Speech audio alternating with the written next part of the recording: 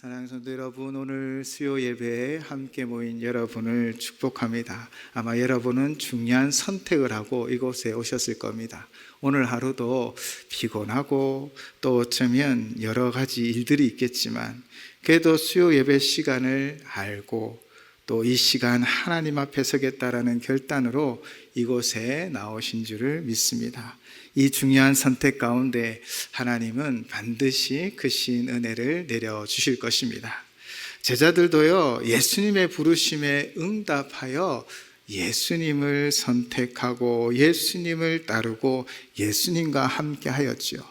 그들은 예수님과 가장 가까운 곳에서 공생의 3년을 함께 나누었습니다. 예수님의 능력도 보고 그 말씀의 권위도 경험하였지요. 그런데 제자들이 살펴보면 예수님께 별다르게 요구한 것이 없었습니다. 기적을 가르쳐 달라, 설교를 가르쳐 달라, 리더십을 가르쳐 달라 하지 않았지요. 그런데 그들이 요청한 단 하나가 있습니다. 여러분, 그것이 무엇이었지요? 주여, 우리에게 기도를 가르쳐 주옵소서. 왜 그들은 기도에 관하여 예수님께 질문했을까요? 예수님의 모든 사역의 시작과 끝은 사실 기도였기 때문입니다. 병을 고치시기 전 많은 사람들과 함께 할 때 모든 사역, 모든 순간 예수님의 첫 번째는 기도였던 것을 제자들은 너무나 알고 있었죠. 그들은 이렇게 생각했을 것 같습니다. 예수님의 능력의 비밀은 바로 기도이구나. 어쩌면 그래서 제자들은 기도를 가르쳐 달라라고 요청하고 있는 것이지요. 이 요청에 예수님은 주기도문을 그들에게 가르쳐 주고 그리고 기도에 대하여 말씀도 해 주셨습니다. 여기서 우리는 제자들의 자세를 좀 배워보려고 합니다. 여러분 정말 기도를 궁금해 하십니까? 기도에 대하여 알려고 하십니까?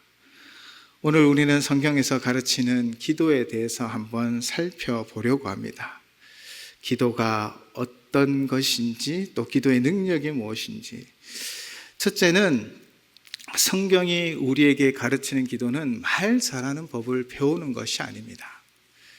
우리가 흔히 기도를 이렇게 생각하죠. 때로는 이렇게 말씀하시기도 합니다. 나는 기도 체질이 아니야. 기도는 은사가 있는 사람이 하는 거야. 나는 말 주변이 없어서 기도가 안 돼. 이 말 속에 공통점이 있습니다. 그것이 무엇일까요? 기도를 말 잘하는 능력으로 보고 있다는 것입니다. 오해하고 있는 것이지요. 그래서 많은 분들이 기도하려고 하면 주눅들기도 하십니다. 기도하다가 말이 막히면 꼭 실패한 것 같고, 눈물이 안 나면 기도가 안 된 것 같고, 때로는 시간이 길지 않으면 하나님 앞에 드려지지 않은 것처럼 느껴진다는 것이죠. 그러나 성경은 단 한 번도 기도를 어떤 언어의 능력이라고 가르친 적은 없습니다. 예수님 제자들에게 말 잘하게 멋있게 기도하는 방법, 또 많이 기도하는 방법을 가르치진 않으셨지요. 오히려 성경 속에서 마태복음 6장에 보면 주원 부원하지 말라라고 하였고, 너희 아버지께서 구하는 것을 다 알고 있다라고까지 말씀하셨습니다. 왜 이렇게 가르치셨을까요? 기도는 설득이 아니라 의탁이고, 표현이 아니라 의존이고, 기술이 아니라 관계이기 때문입니다. 기도를 안다는 것은 무엇입니까? 기도를 안다는 것은요, 기도를 실제 상황 가운데 사용하는 것입니다. 이론이 아니라 반응하고요, 형식이 아니라 습관이 되어지고 정말 본능적으로 해야 하는 것입니다. 그것이 정말 기도를 아는 것이지요. 우리가 총을 예로 들어보면 총의 구조를 아무리 잘 알고 분해도 조립도 멋있게 할 수 있을지라도, 시간 안에 재빠르게 할지라도 전쟁터에서 꺼내고 쓸 줄 모른다면 그 지식은 아무 소용이 없을 것입니다. 전쟁의 그 순간 몸에 밴 대로 바로 들어 사용하는 것이지요. 기도도 이와 같다라는 것입니다. 기도는 아는 것이 아니라 쓸 줄 아는 것입니다. 기도문을 많이 아는 것과 기도가 먼저 나오는 것은 전혀 다른 문제라는 것이죠. 위기가 닥쳤을 때 여러분은 가장 먼저 무엇이 이 말에서, 입술에서 나옵니까? 길이 막혔을 때 불평이 먼저인 것은 아닙니까? 사람이 나를 힘들게 할 때 마음속으로 혹시 미워하고 저주하는 것으로 시작하는 것은 아닙니까? 성경에서 말하는 기도는요, 정말 때로는 단순합니다. 우리가 만나게 되는 그 순간 기도가 자동적으로 튀어나오는 것입니다. 이것이 신앙의 깊이요 기도의 실력이라 말할 수 있죠. 성경 속 사람들은요, 기도문의 전문가가 아니었습니다.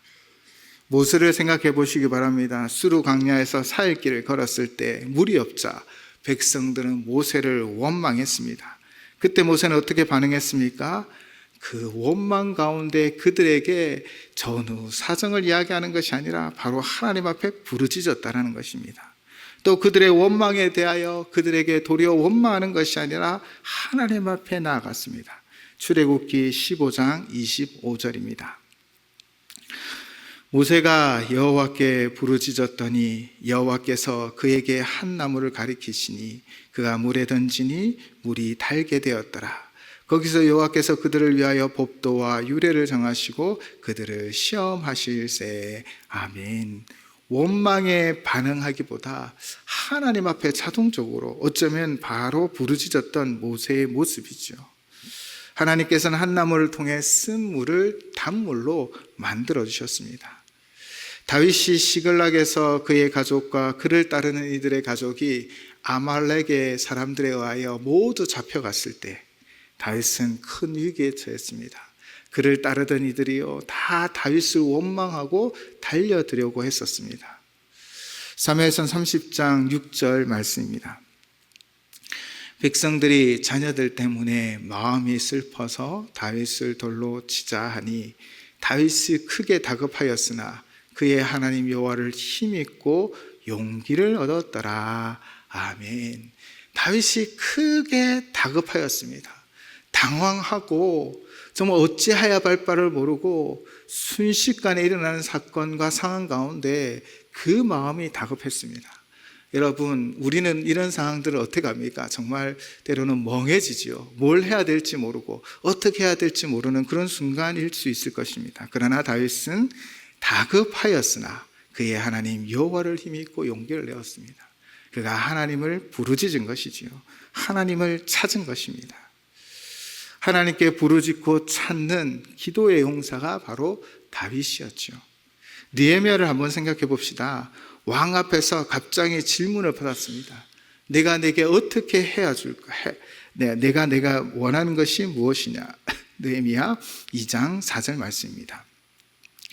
왕이 내게 이르시되 그러면 내가 무엇을 원하느냐 하시기로 내가 곧 하늘의 하나님께 묵도하고 아멘. 그 짧은 순간 다윗은 하나님 앞에 묵도하였습니다. 이것은 그가 기도를 알고 있었기 때문입니다. 기도가 무엇인지 우리가 배울 모습은 이런 모습이죠. 우리가 따라해야 합니다. 어떠한 상황과 환경 속에서도 우리가 제일 먼저 해야 할 것은 기도입니다. 기도를 배운다는 것은 기도를 직접 쓰는 것이고 바로 어려운 그 순간에 반응적으로 우리 기도하는 그 훈련이 되어져야 하는 것이지요. 하나님은요, 이런 사람을 쓰십니다. 하나님은 기도문을 잘 외우는 사람보다 어쩌면 기도가 먼저 나오는 사람을 쓰십니다. 문제가 생기면 전화를 붙드는 사람이 아니라 문제가 생기면 하나님께 먼저 엎드리는 사람, 방법을 먼저 계산하기 전에 먼저 무릎을 꿇는 사람, 이 사람이 바로 기도를 제대로 배운 사람들이 아닐까요? 기도는 위기 때 만들어지는 것이 아니라 위기 때 드러나는 것입니다. 평소에 배운 기도가 사실 그 순간 우리를 승패를 좌우지하지요. 성경은 어쩌면 우리에게 이렇게 질문합니다. 나는 기도를 잘하고 있는가? 나는 기도를 잘 하고 있는가가 아니라 기도를 잘 쓰고 있느냐? 기도로 살아내고 있느냐라고 우리에게 질문합니다. 기도는 살아내는 언어라라고 누군가 말합니다. 말을 잘하는 기도를 배우는 것이 아니라 인생의 현장에서 기도가 먼저 나오는, 그렇게 모든 순간, 그 짧은 순간일지라도 급박하고 다급하여도 먼저 하나님만 붙잡는, 하나님께 기도하는 우리 모든 성도님 되시기를 주님의 이름으로 축원을 드립니다. 하나님은 오늘도 말이 완벽한 사람의 기도보다 마음이 먼저 하나님을 향하는 그 기도의 사람을 찾고 계십니다. 둘째, 기도를 아는 사람, 즉 기도하는 사람이 바로 하나님께 쓰임받는 것입니다. 둘째는 기도를 아는 사람, 그냥 단순히 아는 것이 아니라 정말 기도하는 사람을 하나님이 쓰신다라는 것입니다. 성경을 차분히 그리고 반복적으로 읽어보면 하나님께 사람을 사랑하실 때 그 기준이 때로는 의외로 단순한 것을 발견하게 됩니다. 우리는 또 세상은 보통 기준을 쓰는 것, 그러니까 택하는 것의 기준을 어디에 둡니까? 학벌, 가문, 외모, 재능, 어쩌면 사람을 끌어당기는 말솜씨에 두고 있는 것은 아닙니까? 성경은 한 번도 이것들을 하나님의 선택 기준으로 삼은 적이 없습니다. 하나님의 기준은 사실 어쩌면 늘 하나였습니다. 이 사람이 기도하는 사람인가? 이 사람이 하나님 앞에 무릎을 꿇을 줄 아는 사람인가? 하나님은 기도하는 사람을 쓰십니다. 우리는 종종 이렇게 생각합니다. 좀 더 준비되면 쓰임 받겠지. 좀 더 나아지면 내가 해야지 라는 생각들을 하죠. 그러나 성경은 말합니다. 하나님께서는 늘 그랬던 것 같습니다. 완성된 사람을 쓰시는 것이 아니라 기도 속에서 계속 빚어져 가는 사람을 들어 사용하십니다. 하나님은 능력을 보고 부르시는 것이 아니라 기도 속에서 하나님의 능력을 의지하며 그분께 순종함으로 하나님의 뜻을 이루는 사람을 찾으십니다. 모세를 보십시오. 애굽 왕궁에서 살았습니다. 당시 세계 최강국의 최고의 교육을 받았습니다. 정치, 군사, 행정, 또 학문, 말하는 것들, 아마 사람의 눈으로는 부족함이 없는 쓰임받을 조건을 갖춘 사람이었을 것입니다. 그러나 하나님은 그때 모세를 사용하지 않으셨습니다. 도리어 그를 광야 학교로 보내어 버렸지요. 미디안 광야에서 사람은 사라지고 자존심은 지키고 40년 동안 양을 치며 침묵과 고독 속에서 그는 하나님을 생각했을 것입니다. 그리고 시내산에서 불타는 떨기 앞에서 하나님 앞에 서게 하셨죠. 그곳에서 모세는 말 잘하는 지도자가 아니었습니다. 도리어 그는 이렇게 얘기하죠. 나는 말도 잘 못하고요. 나는 할 수 없습니다. 그러나 이 고백이 바로 진정한 기도하는 자의 고백이 아닐까요? 나는 할 수 없습니다라는 자신을 내려놓는 것, 그리고 하나님을 신뢰하는 것이 바로 우리의 기도의 모습일 것입니다. 제자들도 마찬가지입니다. 예수님은 제자들과 3년을 함께 하셨습니다. 말씀도 듣고 기도도 들었습니다. 그러나 그들은 예수님이 십자가에 달리시자 어떻게 되었습니까? 모두 흩어져 버렸습니다. 아직도 기도로 빚어지지 않았기 때문일 것입니다. 부활하신 이후 예수님은 그들에게 사명을 맡기시면서 먼저 이렇게 말씀하십니다. 누가복음 24장 49절입니다. 볼지어다 내가 내 아버지께서 약속하신 것을 너에게 보내리니 너희는 위로부터 능력을 입혀줄 때까지 이 성에 머물라 하시니라. 그리고 그들이 마가의 다락방에 올라가 머물며 한 행위가 무엇입니까?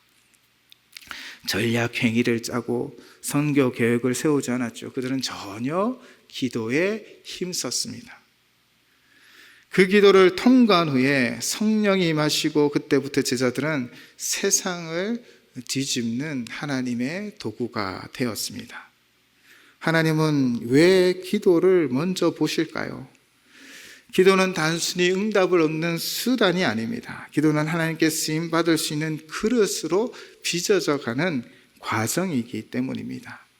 기도하지 않는 사람은 하나님의 능력을 감당할 준비가 되어 있지 않습니다. 능력이 없어서 쓰임받지 않는 것이 아니라 능력을 맡길 수 없기 때문에 하나님이 사용하지 않으시는 것입니다. 기도는 사람을 낮추고 방향을 하나님께 맞추고 영광을 하나님께 돌릴 수 있게끔 만들어 가지요. 그래서 하나님은 기도하는 사람에게 이 일을 맡기십니다. 사랑하는 성도 여러분, 기억하시기 바랍니다. 부족해도 괜찮습니다. 사실 많이 배운 것이 없어도 괜찮습니다. 많이 좀 어눌해도 괜찮습니다. 기도를 제대로 할 줄 안다면, 정말 기도로 하나님 앞에 나아가 나를 내어놓고 하나님만을 붙잡고 또 나의 고집이 아니라 하나님 말씀에 순종하며 그렇게 기도하는 사람, 바로 자기를 의지하지 않고 하나님만 절대적으로 붙잡는 사람을 통해 하나님은 하나님의 위대한 역사를 만들어 가십니다. 기도하는 사람은 항상 이렇게 말할 줄 알아야 합니다. 주님, 제가 아니라 주님이 하셔야 합니다. 주님, 저의 힘이 아니라 하나님의 그 인도하심과 능력으로 이루어 주십시오 라고 고백할 줄 알아야 합니다. 하나님 바로 이런 고백 위에 바로 하나님의 위대한 역사를 만들어 가실 줄을 믿습니다. 기도를 참으로 알게 되면 나를 내려놓고 하나님을 의지하게 되어집니다. 어쩌면 기도는 그 훈련을 우리에게 계속해서 시키는 것 같습니다. 진정한 기도를 알아 정말 기도하는 이가 되어 하나님께 쓰임받는 복된 삶이 되시기를 주님의 이름으로 축원을 드립니다. 셋째, 기도로 훈련된 사람은요, 문제 앞에서 무너지지 않습니다. 하루하루 살다 보면 아무리 조심하고 아무리 피하려고 해도 피할 수 없는 순간들을 맞이하게 되어지지요. 가족의 문제, 관계의 문제, 경제의 문제, 그리고 믿음, 소망, 사랑, 믿음, 소망에 관한 문제들, 우리는 종종 이렇게 말합니다. 이건 내가 선택한 문제가 아니야. 사실 맞습니다. 많은 문제들은 원해서 오는 것이 아니지요. 문제는 예고 없이 찾아옵니다. 준비되지 않은 순간 우리의 문을 두드리며 문을 벌컥 열고 우리를 긴장시키지요. 문제는 사실 또한 모두에게 옵니다. 그런데 무엇이 차이를 만들까요? 바로 반응이 차이를 만듭니다. 기도를 알고 기도를 훈련한 사람은요, 문제가 오면 흔들리지 않습니다. 마음이 무너지고 생각이 복잡해지고 말이 거칠어지고 결국 문제보다 자신을 의지하고 문제만을 바라보고 또 자신을 의지하기에 패배가 우리에게 드러나는 것입니다. 바로 기도를 훈련하지 못한 이들의 모습이죠. 그래서 문제보다 더 무서운 것은 사실 문제가 아니라 문제 앞에 무너지는 우리의 마음일 것입니다. 그러나 기도로 무장한 사람은 다릅니다. 문제가 오면 기도가 먼저 작동하지요.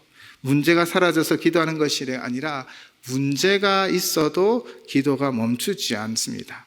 기도는 상황을 바꾸기 전에 사람을 먼저 붙들어줍니다. 기도는 문제를 제거하기보다 우리의 중심을 붙잡아주기 때문이지요. 기도는 종종 이런 오해를 받게 됩니다. 기도하면 문제가 없어질 거야. 물론 하나님이 문제를 해결해 주십니다. 그러나 성경에 보면 하나님은 늘 먼저 사람의 중심이 무너지지 아니하도록 먼저 지키셨지요. 기도는 문제를 없애는 버튼이 아니라 문제 속에서도 서 있게 하는 힘입니다.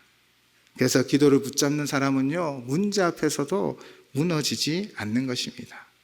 여러분, 욥을 한번 생각해 보시기 바랍니다.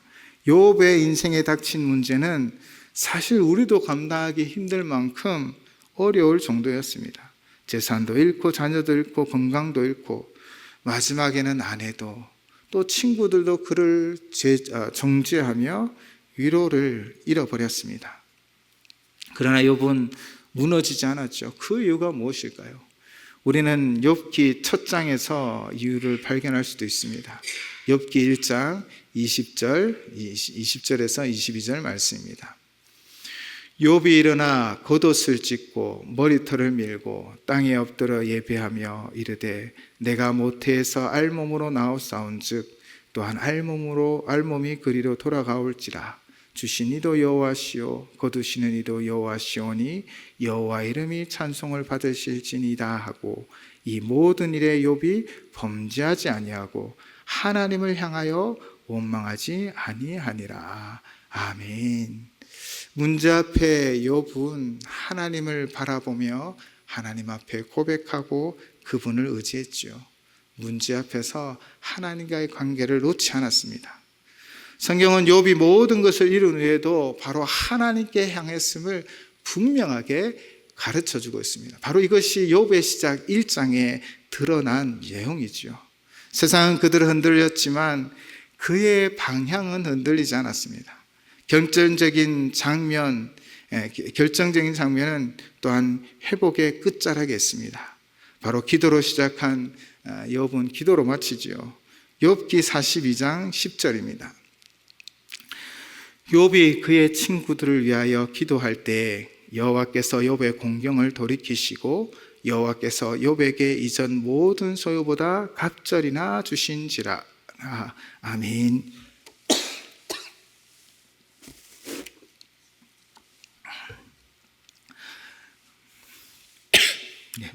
욥이 그의 친구들을 위하여 기도할 때 여러분 욥은 자신만이 아니라 또 주변의 그 친구들을 위해서도 기도했습니다. 회복은 언제 시작되는 것일까요? 문제가 회복되어지고 회복이 시작되어지는 건 아닙니다. 어쩌면 1장에서부터 욥의 기도는 긴 여정에 힘이 되어지고 회복의 시작점이 되어졌을 것입니다. 모든 문제가 정리된 후가 아니라 기도가 시작될 때 바로 하나님의 회복의 역사는 시작되어지는 것입니다.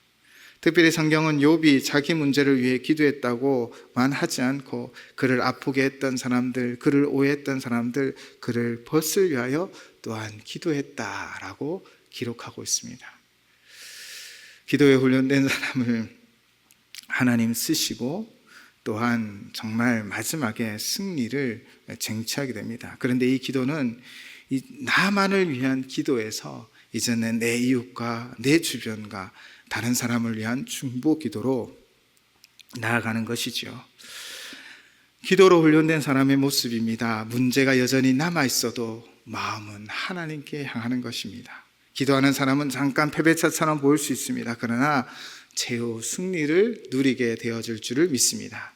사랑하는 성도 여러분, 기도하는 사람은 세상의 기준으로 보면 늦은 것 같고 느리고 답답한 것처럼 보일 수 있습니다. 당장 싸우지 않고 당장 계산하지 않고 먼저 무릎을 꿇기 때문이죠.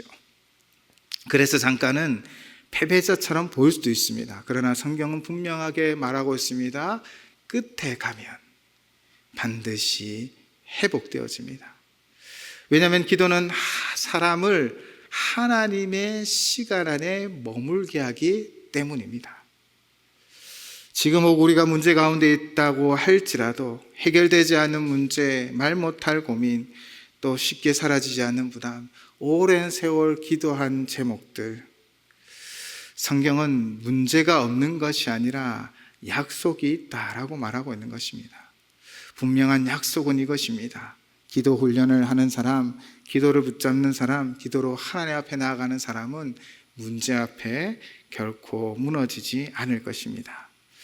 우리의 예배 자리, 우리의 기도 자리는 문제가 없는 자리가 아니지요. 사실 문제 속에도 하나님을 믿는 그 믿음으로 나오는 자리입니다. 우리 안에 여전히 수많은 말하지 않은 일들이 있을 것입니다. 그러나 오늘도 하나님은 기도하는 사람을 붙잡으시고 그 끝에는 최후 승리를 우리에게 허락하여 주실 줄을 믿습니다. 오늘 말씀을 마무리하면요, 3가지의 말씀을 드렸습니다. 첫째, 성경이 우리에게 가르치는 기도는 말 잘하는 법을 배우는 것이 아닙니다. 즉각적으로 기도하는 것입니다. 기도는 말솜씨가 아닙니다. 기도는 우리의 감정을 그냥 단순히 표현하는 것도 아닙니다. 기도는 위기 순간에 정말 실제적으로 작동하는 능력이지요. 문제가 올 때 계산이 나오는 것이 아니라 먼저 하나님 앞에 기도하는 것. 위기 앞에 어떡하지가 아니라 주님이 먼저 나오는 것. 그것이 성경이 우리에게 말하는 기도요, 우리가 배우고 우리가 훈련하고 우리가 행해야 할 것입니다. 우리가 어떤 문제 상황 가운데서도 먼저 하나님 앞에 부르짖는 그 기도의 자리에 나아가시는 우리 모든 성도님 되시길 바랍니다. 둘째, 기도를 아는 사람, 즉 기도하는 사람이 하나님께 쓰임 받습니다. 하나님은 기도를 아는 사람을 쓰십니다. 바로 기도하는 사람을 쓰시지요. 완벽한 사람일지라도 그가 하나님 앞에 기도하지 않는다면 그는 그의 힘과 능력으로 일하는 자일 것입니다. 그러나 부족한 사람일지라도 하나님 앞에 기도함으로 헌신하며 수고하는 자를 하나님이 반드시 그를 통해 하나님의 뜻을 이루어 주실 줄을 믿습니다. 성경은 말합니다. 기도만 제대로 하면 하나님 제대로 쓰실 줄을 믿습니다. 셋째, 기도로 훈련된 사람은요, 문제 앞에 무너지지 않습니다. 기도하는 사람은 세상적으로 보면 별 볼 일 없는 사람처럼 보일 수 있습니다. 별 능력도 없는 것 같고 또 아무것도 능력이 없기에 아무것도 하지 않는 것처럼 보일 수도 있습니다. 그러나 성경은 단호하게 말하고 있지요. 끝까지 가면 누가 승리할까요? 바로 기도하는 이가 승리하게 되어질 줄 믿습니다. 기도를 훈련하고 기도로 살아가는 우리를 하나님 반드시 문제 앞에 무너지지 않고 그 문제를 뛰어넘어 문제 그 다음에 있는 하나님의 신령한 복들을 누리게 하여 주실 줄을 믿습니다.